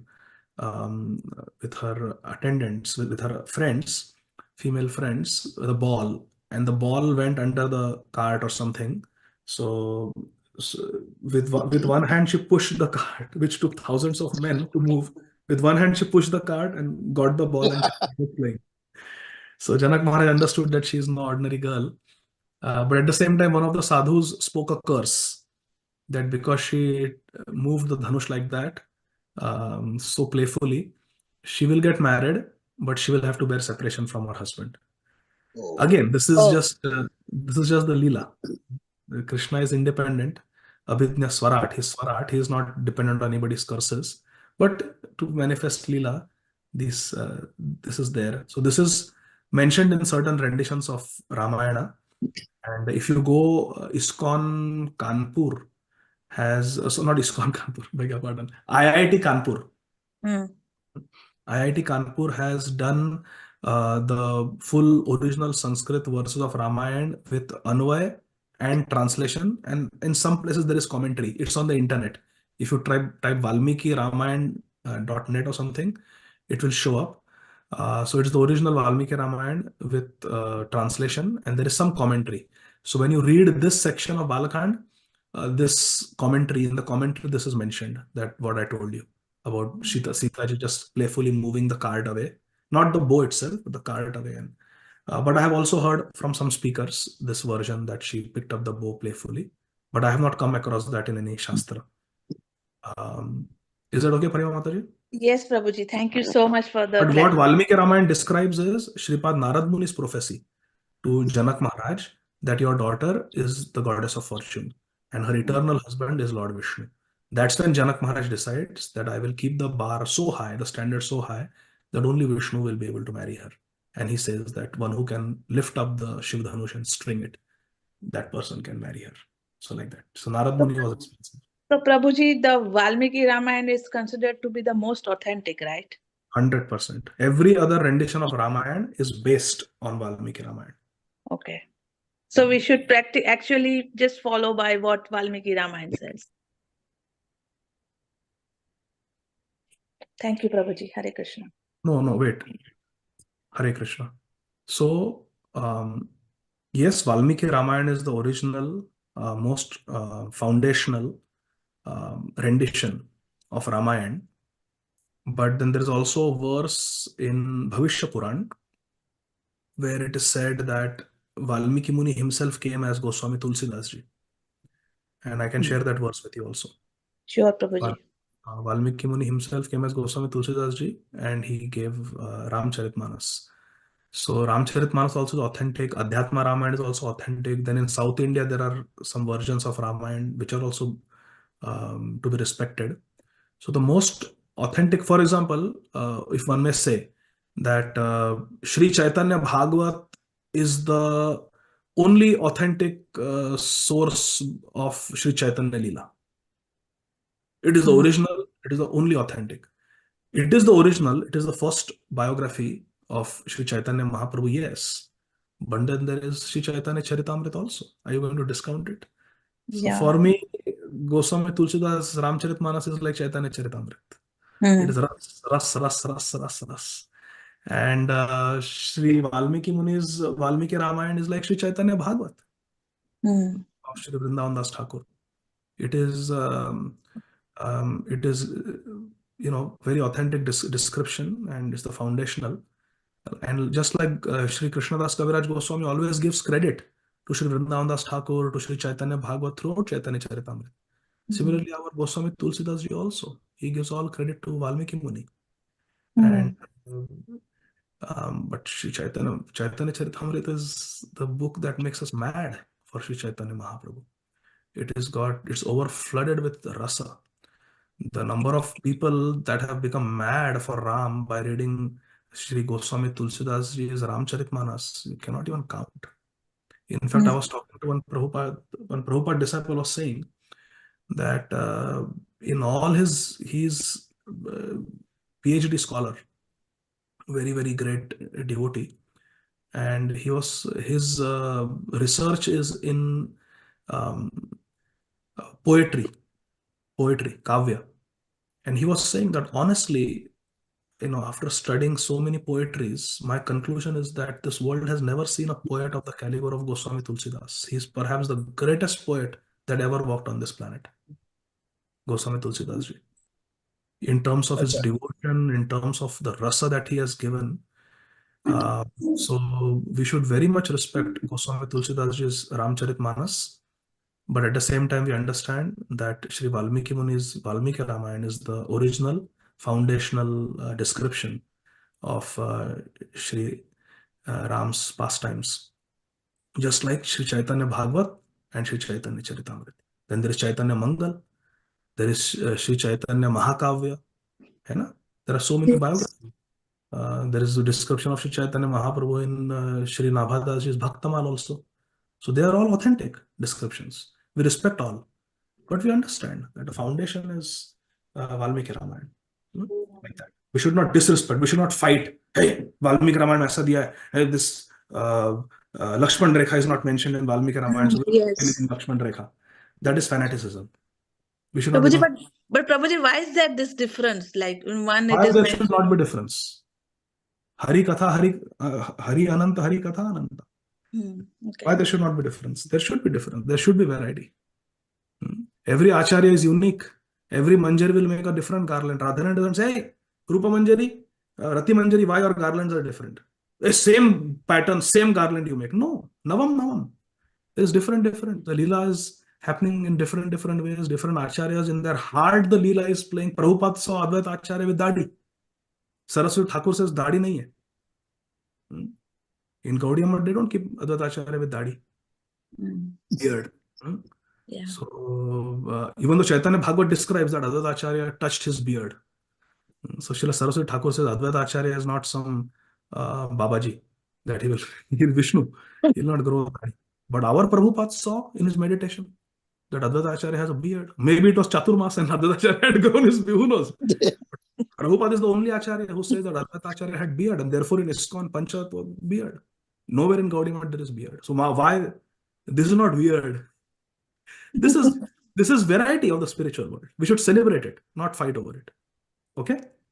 Thank you so much, Prabhuji. Thank you for your wonderful class. Hare Krishna. Hare Krishna. Nadia Chandra Prabhu, last question. How are you, Prabhu? Hare Krishna, Prabhu. Prabhupada. It's wonderful to see, Prabhu, all of you. Yeah. I have two questions, Prabhu. One is related to this class and one is personal question. And one in the story, the ancestor of Janak Maharaj, he had fought with the demons, right? So that time, did he use this same bow or? No. He Okay. fought with his weapons, and as a gift, he was given this bow as prasad. That you fought so nicely, you have pleased us, you have done a good service, we want to give you some reward. We will give you this bow as a Shiv prasad. You keep it, worship it, like that. And some silly question, Prabhu. So the bow must be bigger, and when Ram came, is it like does it stay same size? Because I see pictures of bigger bows sometimes, and it's a silly nice, very nice question. And actually, the commentators, the Sri Sampradaya commentators of Ramayana, they have commented on this. It is said that there are different measurements of length in our Vedic culture. And one measurement is Dhanush. We say that Krishna pushed Kuvalaya Peed 10 bow lengths behind. So one of the measurements of length is bow. And bow is typically 6 feet. Little more than 6 feet. There are different measurements. But one bow length means little more than 6 feet. The rule is the bow should be 1 or 2 inches taller than the archer.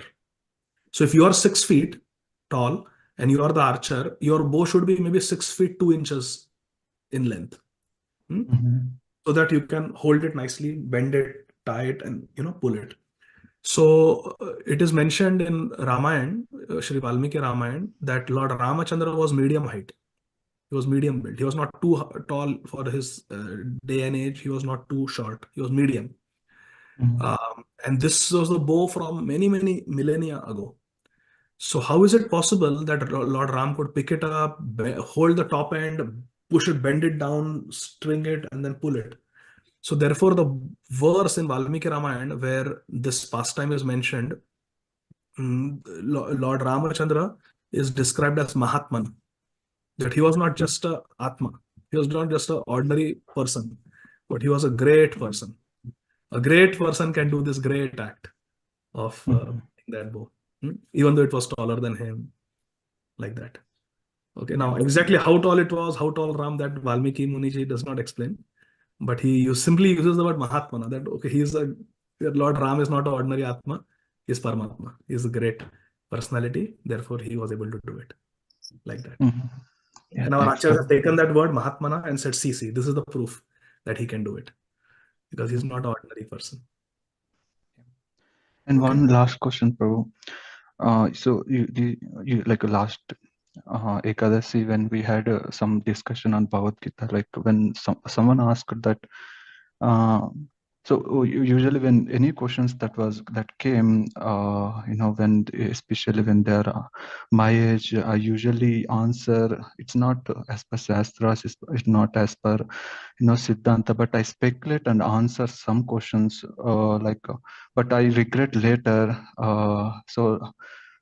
The conversation sometimes go in such a way that it's not at all related to the subject matter, but I feel regret. So what should my consciousness should be, or should I not bring up? Usually if I want to preach anything, I prepare, let's say Prabhupada class, I write down notes, and I don't want to deviate from any of these. But sometimes, most of the times I deviate, but how can I prepare, Prabhu, and should I speculate or not? Could you give me a suggestion, please? So generally, one should not speculate. We should speak what is mentioned in the Shastra. We should speak what is mentioned by our Guru, and we should speak what is mentioned by the sadhus. Guru, sadhu, Shastra. We should not speak anything outside of this. We can take contemporary events, contemporary experiences that we have had, and explain them to elucidate what is mentioned in Guru Sadhu Shastra, what is mentioned by Guru Sadhu Shastra, to emphasize, to prove what is there in Guru Sadhu Shastra. One can use contemporary examples. For example, somebody is doing driving under intoxication, somebody is drinking alcohol and driving, and then meets with a crash. DUI, driving under influence, and you get your license revoked, it's a felony to do that. You go to jail, you get penalized.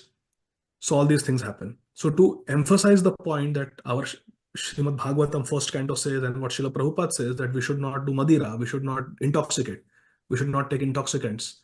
If we take, there can be so many complications. One can get liver disease, one can get DUI, one loses money, one can get alcohol-induced dementia after many years of alcohol use.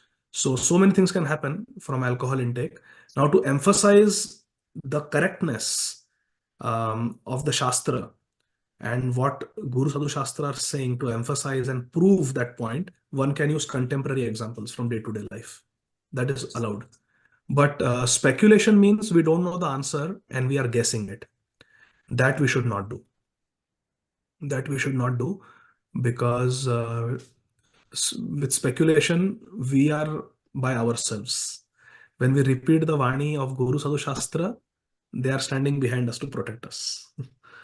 Like, for example,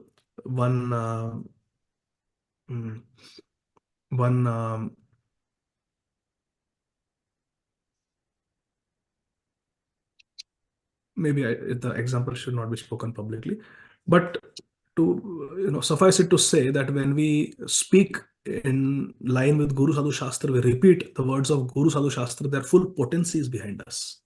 When we speculate, we deviate and we speculate, we are by ourselves. So it's a very dangerous situation. And imagine what effect it will have on the audience. They will remember and they will say, oh, Ādi Gadādhara Prabhu said like this. Oh, Ādi Gadādhara Prabhu said like this. And they will quote to 5 other people. They will quote to 10 other people. After a few years, that will become Siddhanta.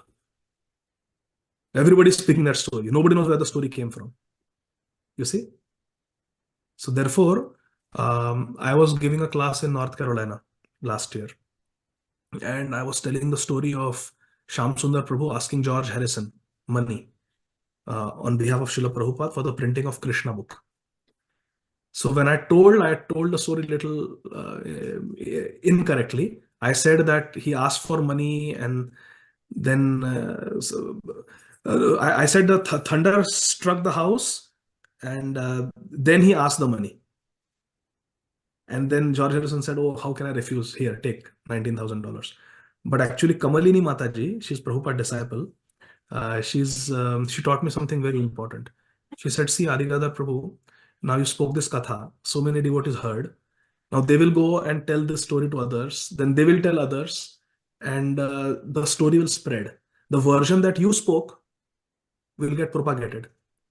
But what you said was wrong. Shyam Sundar Prabhu asked the question, can you give money for Krishna book? Then the lightning struck before George Harrison could answer. And then when the line came back and they lit the candles and everything was okay, then George Harrison said, oh, how can I refuse after that? Take. Whereas I said that the lightning struck, then he asked, and then he said yes. So she said it's a small detail. Mother Kamalini, Her Grace Kamalini Mataji, I thought this was such a valuable lesson for me. She said, be very careful. When you tell these stories, be very careful.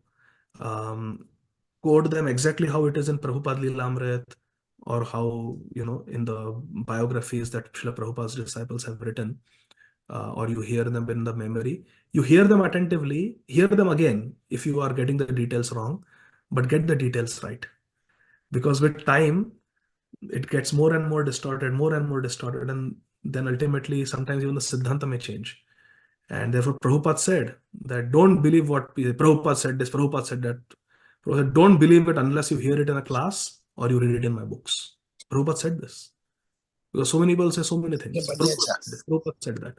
So we have to guard against it. We have to keep our parampara very authentic and very pure. Therefore, we should stick to Shastra, stick to Guru, and stick to the bona fide sadhus. And nothing more is required. We should not speculate. Always remember, whatever you speak, it will stay with the audience. They will tell it to others, and it will get propagated. So whatever we speak, every story should be authentic, and it should be based on Guru Sadhu Shastra. That is our responsibility, our sacred duty, to make sure that we just repeat Guru Sadhu Shastra. Okay? Hare Krishna. So thank you very much, dear devotees.